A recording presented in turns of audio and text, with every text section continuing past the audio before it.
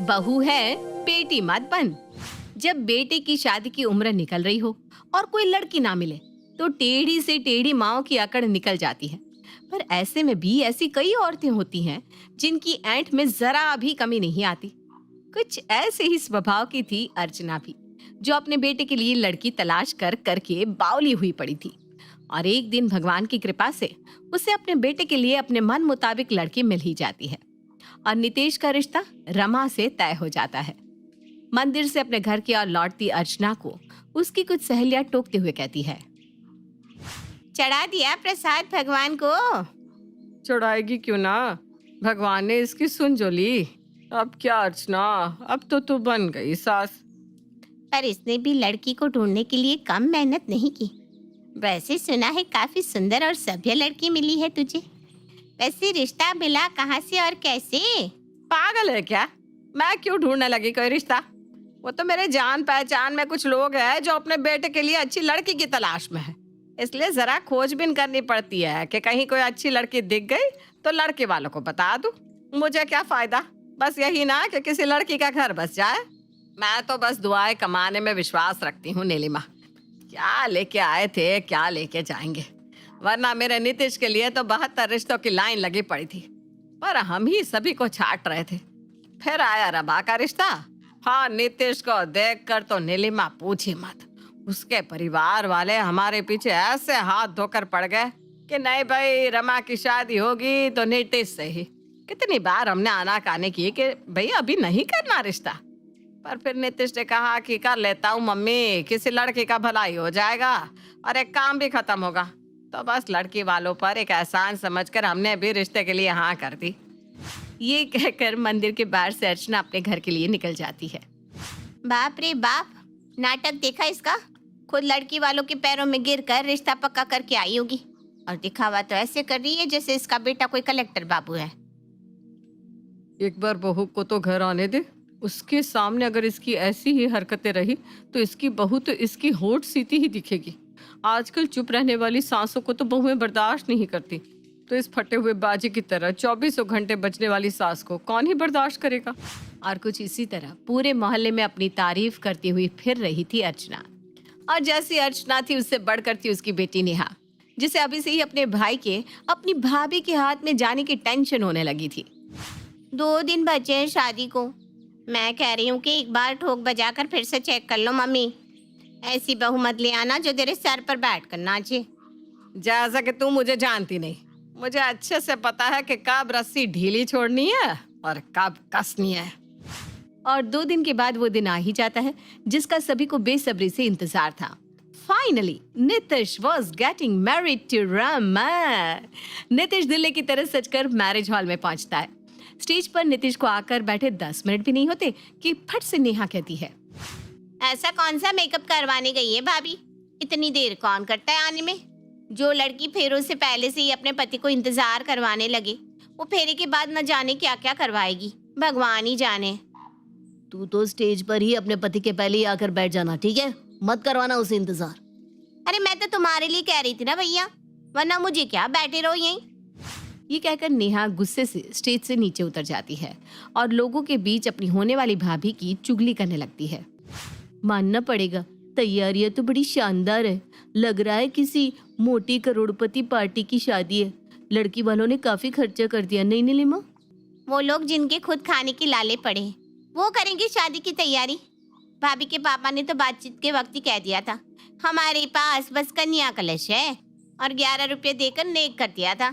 ये सारी तैयारी तो हमने करवाई है। लड़की वालों के पास तो खुद के खाने के भी पैसे नहीं है, उनसे हम क्या ही मांगते आंटी जी। पर अब तो उनसे हमारा रिश्ता जुड़ गया है, उनकी चादर उगाड़ेंगी तो इज्जत तो हमारी ही जाएगी। बात तो सही कही तूने बेटा। वैसे तू जा स्टेज पर, नितिश अकेला है, यहाँ वहाँ कहाँ घूम रही है? किसी को अरेंजमेंट देखनी पड़ेगी ना आंटी। मेरा भाई तो अभी से उसका हो गया है। भैया तो हमारा भोला भंडारी है। बचपन में ना इसी तरह हमारी चाची जी की बातों में आ जाता था, और चाची जब इसे गिराकर एक टॉफी दे देती तब आकर मम्मी के पास रोता था। स्टेज पर थी मैं भी, तो भैया ने मुझे 2 बातें सुना दी। इसे लग रहा है कि आने वाली पत्नी न जाने कितनी सारी खुशियाँ लेकर आएगी। पर इसे क्या पता, आज की लड़कियां 2 दिन में फुर्र हो जाती है।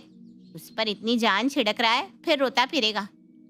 अब हम करें तो क्या करें, हम तो कहीं नहीं जा सकते। हाँ हाँ बेटा, घर में तो ऐसी बातें होती रहती है, तो मन छोटा मत कर। और इतने ताने बाने के बीच होती है रमा और नितिश की शादी। अब आप ही सोच लीजिए, जिस लड़की ने अभी तक फेरे भी नहीं लिए, उसके आने के पहले ही इतनी चर्चाएं हो रही हैं, तो उसकी बहू बनने के बाद तो उस पर कैसा पहाड़ टूटेगा।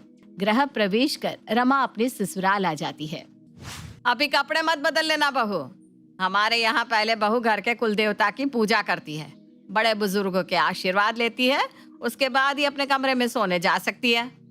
रमा भगवान की पूजा करके जैसे ही पलटती है, उसके लहंगे का दुपट्टा दिए के करीब आ जाता है। ध्यान से रमा, अभी तुम्हारा लहंगा जल जाता। अरे भैया, लहंगे पर ध्यान क्यों देंगी भाभी? जब लहंगा लेने में खर्च भैया ने किया है तो अपने मायके का लहंगा होता ना, तो ऐसी लापरवाही नहीं करती। लड़कियों का भी ना अच्छा है, शादी के पहले ही पति से बातें करने लगो और उससे अपना मेकअप, कपड़े और बाकी खर्चों के पैसे ले लो। वैसे शादी के पहले तो आपके बाल कर्ली थे ना भाभी, और अभी स्ट्रेटन है। हाँ, भैया ने दिए होंगे पैसे। ये क्या बदतमीजी है नया? सभी मेहमानों के सामने अपनी भाभी की इंसल्ट करते हुए तुम्हें जरा भी शर्म नहीं आ रही? कायदे में तुमसे बड़ी है वो, माफी मांगो उनसे। बाप रे, इतना षड्यंत्र! भाभी अभी तो घर में आकर खड़ी हुई हो और भैया को मेरे खिलाफ कर दिया। देख लो मम्मी, तुम्हें चाहिए थी ना बेटी जैसी बहू, मिल गई ना। अब मम्मी जी को क्यों बीच में ला रही है दीदी? मैंने तो कुछ कहा ही नहीं। मैंने तो सोचा था कि मैं बेटी लाऊंगी, मुझे क्या पता था कि बहू तो बहू होती है। नेहा तो नादान है, कुछ भी कह रही है। उसके पीछे तुम भी शुरू हो जाओगी क्या? यही संस्कार लेकर आई हो बहू मायके से। शादी के पहले ही दिन रमा के ससुराल का माहौल बिगड़ जाता है। वो बेचारी चुपचाप सारी रस्में पूरी कर अपने कमरे में चली जाती है। अगली सुबह रमा सभी के लिए नाश्ता तैयार कर टेबल पर लगाती है। यह क्या बहू, तूने अपने ससुर जी को सुबह सुबह मिठाई दे दी? उन्हें शुगर है, तू यही चाहती है ना कि उन्हें कुछ हो जाए और मैं विधवा हो जाऊं। कहाँ सोचा था कि एक बेटी लेकर आऊंगी, पर नहीं। मुझे माफ कर दीजिए मम्मी जी, मुझे नहीं पता था कि पापा जी को शुगर है। शादी के पहले जब रात 2-2 बजे तक नीतीश से बातें करती थी, तो इस बारे में भी बात कर लेती बहू। पर तूने तो हमें अपने माता पिता के समान माना ही नहीं। तू क्यों जानना चाहेगी हमारी मेडिकल हिस्ट्री? छोड़िए जी, मैं अभी आपके लिए दूसरा खाना बना देती हूँ। दूसरे दिन रमा अपने पति के कबर्ड की साफ सफाई कर रही थी, तभी उसका ध्यान कमरे के पर्दों पर पड़ता है। नितिश, मैं क्या सोच रही थी कि क्यों ना हम ये पर्दे बदल ले। आज के जमाने में ये रंग बिरंगी लाल पीले पर्दे कौन लगाता है? पेस्टल कलर्स के पर्दे रहते हैं ना, तो बहुत खूबसूरत लगते हैं। तुम्हें मुझसे पूछने की कोई जरूरत नहीं है रमा, अब ये कमरा तुम्हारा भी है, जो चाहे करो। और कुछ जरूरत हो तो मुझे जरूर बोलना। तुम अकेले सब कुछ करो तो मुझे अच्छा नहीं लगता। और रमा पर्दे वाले को कॉल कर अपने पसंद के पर्दे मंगवा लेती है। दरवाजे पर पर्दे वाले के स्टाफ को देखकर अर्चना कहती है, यह भोला पर्दे वाला हमारे घर पर्दे लेकर क्यों आया है? किसने बुलाया है तुम्हें? जाओ जाओ, हमें कोई पर्दे नहीं लेना। शादी में पहले इतने खर्चे हो रखे और ये पर्दे बेचने आ गया। इन्हें मैंने बुलाया है मम्मी जी, वो मैंने हमारे कमरे के लिए पर्दे मंगवाए हैं। मम्मी जी, आपके कमरे के पर्दे भी बदलवा दूं क्या? एक बात कह देती हूँ बहू, हमारे घर में सब कुछ वैसा ही चलते आया है जैसा मैंने चाहा है। जब तक नीतीश की दादी जिंदा थी, इस घर में उनकी मर्जी की चलती थी। उनके सामने मैंने कभी भी अपने मन की चलाने की सोची भी नहीं। और अभी तो तुझे आए 1 दिन भी नहीं हुआ कि तू अपने मन की चलाने लगी। कितने मन से मैंने अपने बेटे के कमरे को सजाया था, उसमें भी तो बदलाव करने लगी। एक बार भी मुझसे पूछना जरूरी नहीं समझा? मुझे तो लगा था कि तुम हमारे घर का एक हिस्सा बनोगी, पर तुमने तो मुझे हटाकर अपनी जगह बनाने की सोच ली है। मैंने इनसे पूछा था मम्मी जी, मुझे नहीं पता था कि ये बात आपको इतनी बुरी लग जाएगी। मुझे माफ कर दीजिए mummy ji, I am so sorry. सही बात है, क्यों ही तुम पूछना चाहोगी मुझसे? हैं? सासू हूं ना, माँ नहीं। अगर तू मेरी बेटी होती ना, तो मुझसे बिना पूछे इस घर में बदलाव करने का सोचती भी नहीं। आज तक मम्मी से बिना पूछे मैंने क्लिप भी नहीं ली और आपने पर्दे मंगवा लिए।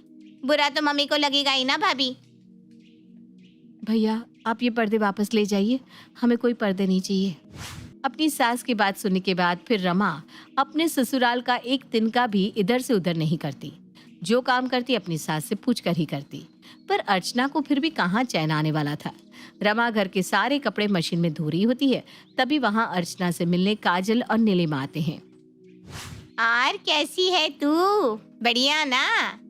देखती हूँ मैं अपने बालकनी से, जब देखो रमा काम ही करती रहती है। बहुत ही कमेरी बहू लाई है तू, वरना आजकल की बहू सास ससुर को 2 रोटी डालना भी नहीं चाहती। सब दिखावे का है नीलिमा, सब दिखावे का। घर में करेंगे नहीं एक काम और बाहर सबको बोलेंगे मैंने मम्मी जी के लिए शुगर फ्री खाना बनाना शुरू कर दिया, कहीं उन्हें शुगर ना हो जाए। कल को ये हमें ना हवा और पानी पर जिंदा ना रखने लगे। अभी तू ही देख ले, घर में इतना बिजली का बिल आता है, उसके बाद भी मशीन में कपड़े धो रही है। अरे भाई, बेटी होती तो ऐसे खर्चे ना बढ़ाती। मुश्किल से हम 5 लोग हैं, कपड़े होते ही कितने हैं, हाथ से भी तो धो सकती है। पर नहीं जी, पति के पैसे है तो खर्च करो। इन्हीं चीजों से तो पता चलता है बेटी और बहू का फर्क। ये बहू है ना, कभी बेटी नहीं बन सकती।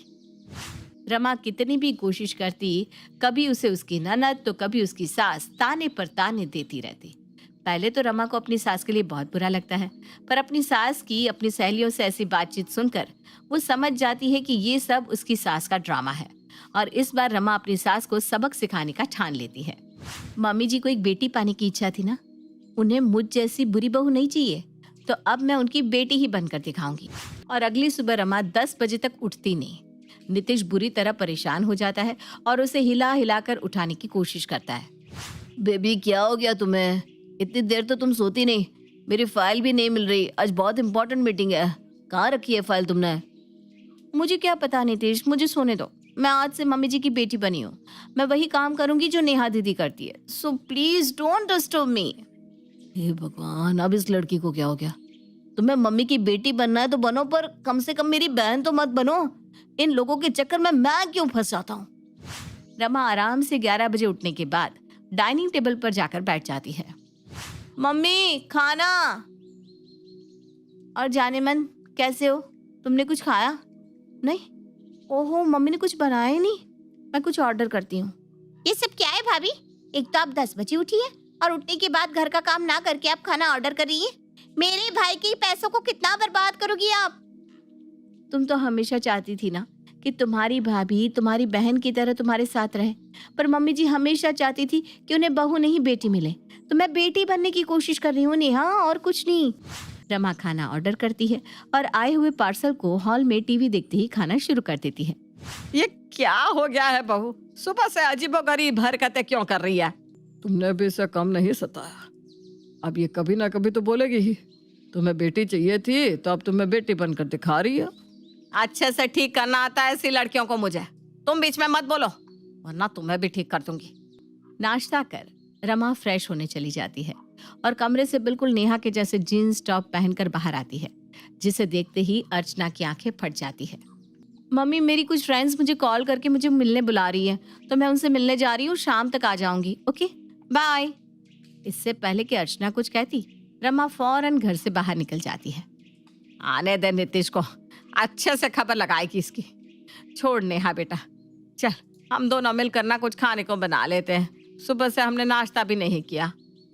मैं क्यों बहू लाई थी मम्मी, जब मुझसे ही काम करवाना था? तो ऐसे भी शादी के बाद तो जिस घर जाऊंगी वहां दिन रात मुझे काम करना ही होगा। वैसे ना मेरे फ्रेंड्स का भी कॉल आया था, मैं उनसे मिलने जा रही हूँ। शाम तक आ जाऊंगी। Okay bye. बर्तन, कपड़ा, खाना, झाड़ू, पोछा, साफ सफाई, सारा का सारा काम अकेले अर्चना को करना पड़ता है। ये कहाँ फंस गई मैं? पहले तो घर में काम वाली भी थी। बहू के आने के एक दिन पहले ही सारी काम वालियों को हटा दिया मैंने, और अब बहू है कि मेरी बेटी बनने की जिद ठाने बैठी है। इतना सारा काम भी अकेले आदमी कैसे करे? और तभी नीलिमा और काजल वहां आते हैं और अर्चना को बर्तन धोता देख लेते हैं। सभी के घर की बातें बनाती थी तू, आज देख ले अपनी हालत। मैंने तो तुझे पहले ही कहा था, अपनी जबान पर जरा लगाम लगा कर रखना। लोगों को इतनी उंगली करेगी तो यही होगा ना। तेरी खुद की बेटी तुझसे संभलती नहीं और तू दिन भर बहू को ताने देती रहती है कि मैं तो बेटी लाना चाहती थी, बेटी लाना चाहती थी। ले, बन गई वो तेरी बेटी। नीलिमा ठीक कह रही है अर्चना, तेरी बेटी पर तो काम का प्रेशर आया ही नहीं, ना ही तेरे पति पर। सबकी जिंदगी तो जैसे चल रही थी वैसे ही चलेगी। सारा काम तो तेरे सर पर आ गया ना। 2 मीठी बोली बोलकर अगर इस काम से बच सकती है तो बच जा, मैं तो यही सलाह दूंगी तुझे। शाम को जब नेहा और रमा एक साथ घर आते हैं, तू अपनी हरकतों में बदलाव ला, समझी नेहा? तेरे साथ रह रहकर बेचारी तेरी भाभी पर भी तेरी संगति का असर पड़ने लगा है। किसी ने ठीक ही कहा था, बहू की जगह कोई नहीं ले सकता। बहू तो बहू होती है और बेटी बेटी। बेटी बहू सबकी अपनी ही जरूरत और इज्जत होती है एक परिवार में, है कि नहीं रमा बहू? जब भगवान ने मुझे नेहा बेटी दे ही दी थी तो मुझे बहू में बेटी क्यों चाहिए पता नहीं। खैर मैंने आटा निकाल दिया है, तू रात के खाने की तैयारी कर ले। हाँ बहू? जी मम्मी जी। कभी कभी चुप रहकर काम हो जाए तो चुप ही रह लेना चाहिए। रमा की बेटी बनते ही जैसे अर्चना पर घर का सारा काम आ जाता है, 2 घंटे के अंदर अंदर ही उसे बहू बेटी में फर्क दिखने लग जाता है और वो घर के काम से तौबा तौबा कर लेती है। और काम से बचने के लिए अपना दिमाग लगाती हुई अर्चना अपनी बहू से रिश्ता ठीक कर लेती है।